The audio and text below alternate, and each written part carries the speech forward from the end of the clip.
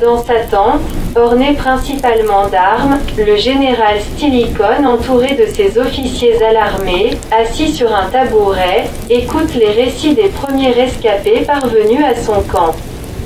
Le tumulte a duré jusqu'à la nuit. Beaucoup de maisons sont pillées, les victimes sont nombreuses, j'ai vu la mort du préfet du prétoire d'Italie. Nous sommes de sa suite, moi, j'ai assisté. Impuissant et stupéfié, au massacre des généraux. Le général écoute attentivement sans les interrompre. Quand le silence retombe, il demande « Et l'empereur ?» Un des témoins raconte. Je l'ai vu dans une rue de Pavie sans diadème et sans pourpre. Il essayait d'arrêter les massacres.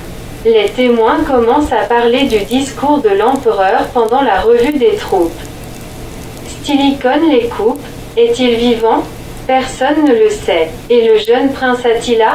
Il est parti avec les gardes une à la frontière de la Gaule pour une mission de reconnaissance. Stilicone donne l'ordre aux officiers de s'occuper des rescapés fatigués, puis il se retourne et ferme les yeux. Mais il ne reste pas longtemps seul. Le camp de Bologne s'anime. Excité par les nouvelles du massacre de Pavie, les chefs de différents détachements viennent le voir.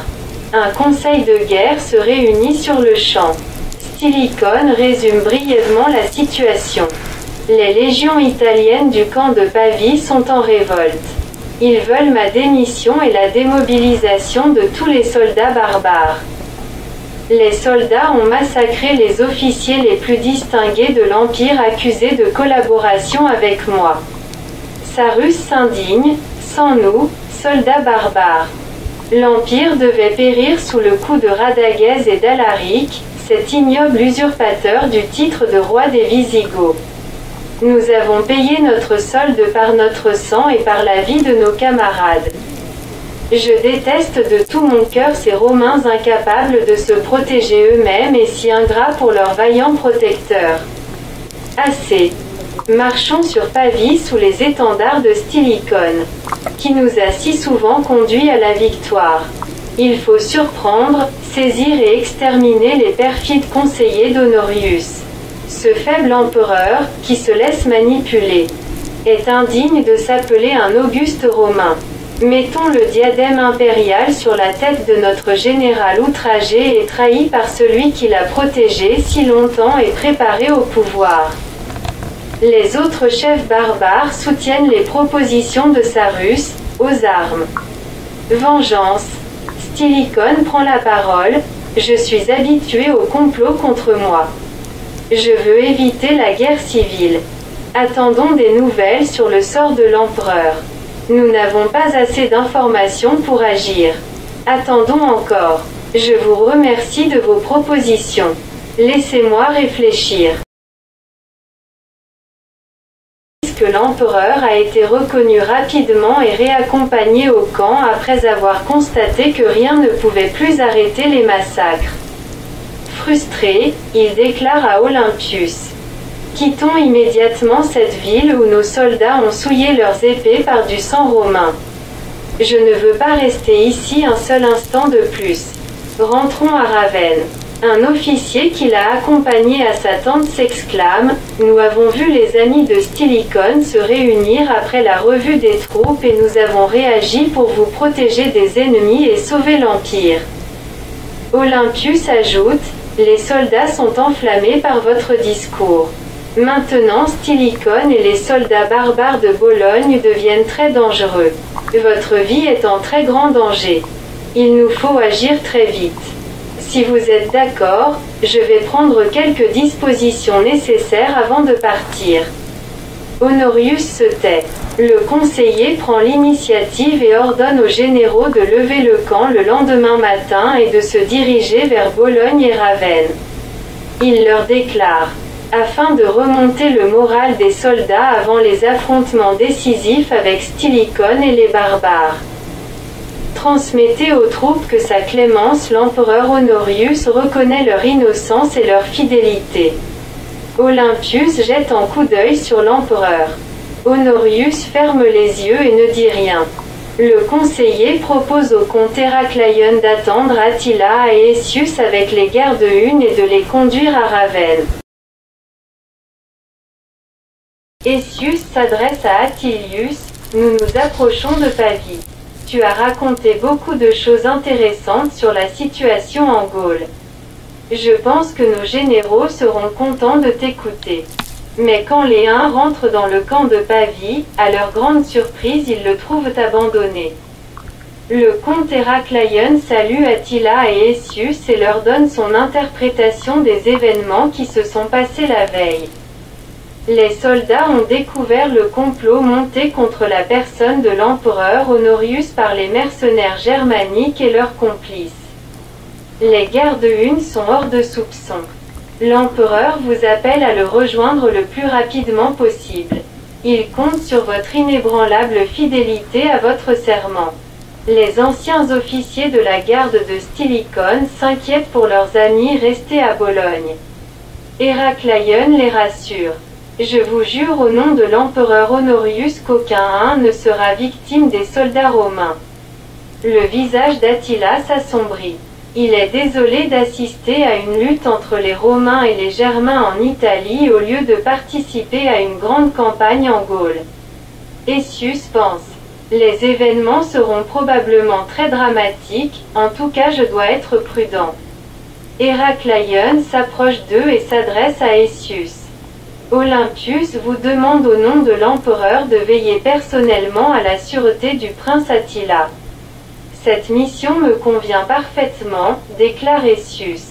Puis, soulagé, il ajoute à Attila en un, de cette façon-là je serai peu impliqué dans la lutte entre les factions. La tente de Sarus dans le camp de Bologne est décorée de peaux d'ours et de rennes en guise de tapis, d'armes et de boucliers. Tu n'es donc pas un Germain ? Demande le Goth géant. Son interlocuteur sourit en caressant sa barbe. Non, je suis un agent du service de renseignement de l'empereur Honorius. Nous savons que ta vie est en danger. La vie d'un guerrier est toujours en danger. Surtout au cas où Alaric, ton ennemi héréditaire, vient rejoindre les troupes réunies dans ce camp. Heureusement pour toi, l'empereur ne lui a pas encore payé le subside. Sarus avoue sincèrement, c'est vrai que ça aurait été très désagréable pour moi d'être dans le même camp avec Alaric. L'agent s'incline vers le Goth. Aujourd'hui, après le massacre de ses amis à Pavie, le général Stilicone, plus que jamais, a besoin de l'aide d'Alaric. Et Alaric demandera ta tête en récompense. Stilicone pense que l'incident pendant le passage de l'empereur à Bologne a renforcé la méfiance des Romains pour lui et les soldats barbares. Ainsi il se méfie de toi et est prêt à te livrer à Alaric. Tu penses ? Sans aucun doute. C'est pourquoi Stilicone n'a pas accepté ta proposition de marcher sur Pavie. Il n'a pas confiance en toi et veut un allié plus fort. Nous savons qu'il a déjà envoyé des messagers à Alaric. Le visage crispé, Sarus réfléchit. Je ne peux pas vérifier cette information, mais je serai vigilant. La vigilance ne suffira pas. Il te faut agir et très vite. Le Goth tendit l'oreille. Que me proposes-tu de faire ? Arrêter ou tuer Stilicone qui est devenu l'ennemi de l'empereur. Il n'y a plus aucune autre solution pour toi. Si Alaric prend le parti de Stilicone, tu es perdu. Mais l'empereur peut aussi engager facilement Alaric contre Stilicone et tu seras éliminé avec Stilicone. N'oublie pas que le prince Hun Attila est dans la cour d'Honorius. Et alors, les Huns ne peuvent pas agir contre l'empereur dans ces circonstances. Ils resteront neutres ou aideront Honorius. Stilicone est perdu, inutile de rester avec lui. Mais pourquoi veux-tu me sauver ? Premièrement, pour se débarrasser rapidement de Stilicone. Deuxièmement, l'empereur n'aime pas Alaric. Sarus sourit. Je crois qu'il ne peut pas oublier le siège d'Asti où il a été encerclé par Alaric. L'agent propose, si tu ne veux pas tuer Stilicone. je le tuerai moi-même. Je te propose seulement de neutraliser sa garde une, puis tes go pourront piller les bagages du général. Sarus réfléchit. Un silence s'installe. On entend le bruit d'un moustique qui vole invisible dans la tente. Enfin, le god se décide, il commence à parler d'une voix tremblante. Les Go n'aiment pas les Huns qui ont pourchassé nos ancêtres et occupé notre ancien pays. Nous tolérons difficilement les soldats Huns. Stilicon vante sans cesse leur discipline, leur fidélité et nous incite à les imiter. Sa voix devient forte et ferme, nous vengerons nos ancêtres. Je n'ai aucune pitié pour la garde une de Stilicon. Sarus regarde le Romain déguisé en goth, mais je ne lèverai pas ma main contre le général. Essayez de l'arrêter vous-même. Stilicon interroge un soldat l'empereur est donc vivant, tu l'as vu toi-même? Oui, il se dirige vers Ravenne. Pendant ces événements inattendus, nous avons été en reconnaissance avec le jeune prince Attila. Puis nous avons rattrapé l'empereur et sa suite. Pourquoi as-tu quitté ton détachement? Les légionnaires s'approchent, ils sont très résolus. L'empereur a accordé de nouveaux privilèges aux Huns de la garde impériale. Vos anciens soldats sont incorporés dans sa garde impériale. Et toi, pourquoi es-tu venu? J'ai un frère ici. Vous êtes tous en très grand danger. Je vous conseille de quitter l'Italie avec vos cavaliers et de vous réfugier provisoirement en Hunie. Merci, je vais y réfléchir. Le général reste seul. Il est momentanément un peu soulagé. Honorius est vivant. Ce n'est donc pas un coup d'État, c'est effectivement un complot contre lui. Pauvre Honorius, Stilicon se souvient de son serment au lit de mort de l'empereur Théodose, son grand maître et père adoptif de sa femme. C'était le 17 janvier 395, il y a 13 ans. Le prince Honorius, de 10 ans, a été proclamé Auguste par son père mourant. On célébra l'arrivée du petit Auguste à Milan, alors capitale, par des jeux du cirque, des feux d'artifice. Théodose, très malade, a voulu contribuer par sa présence à la joie publique, mais il a vite épuisé le reste de ses forces. Honorius soutient un complot contre lui. Stilicon se lève. Il se souvient des joies du jeune empereur quand il apprenait les échecs des nombreux complots successifs montés contre Stilicon par la cour de Constantinople et par ses adversaires en Italie. Lié par un double serment, à Honorius et à son père, Stilicon ne peut pas agir contre le jeune empereur. Stilicon pense à sa fille Thermantia, la femme d'Honorius. Comment pouvait-il imaginer que son gendre pourrait participer à un complot contre lui? Stilicon sent que l'indignation monte dans son âme. Eucherius, son fils, est-il encore vivant?